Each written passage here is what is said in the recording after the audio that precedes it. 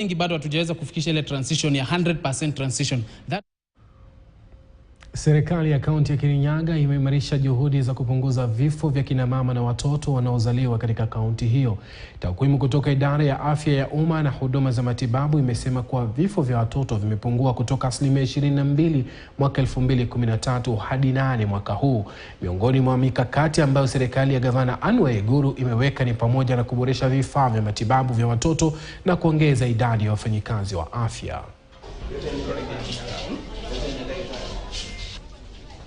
Amen, amen. Wewe pia na mtoto wako mzuri? Kirinyaga.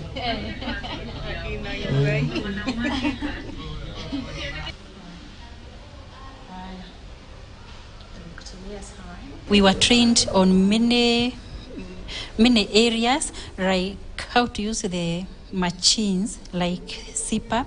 This is a machine that enables the baby to breathe well because it gives a high volume of oxygen, and the baby improves quickly compared to when we were using the nasal prong spraying. Issues to do with maternal health, say maternal deaths in Kirinyaga County.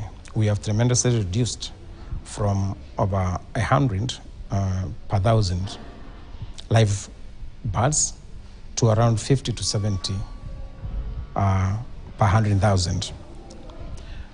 One very important thing is to mention is that the support has been great, because in Kirinyaga County we have been able to do the new status of the art maternity in our county referral hospital. Ni watu ambao tuna train wamejitolea kule mashinani. Wanaenda kwa manyumba kupima wazee ambao hawawezi toka kila siku kuenda hospitali kupimwa.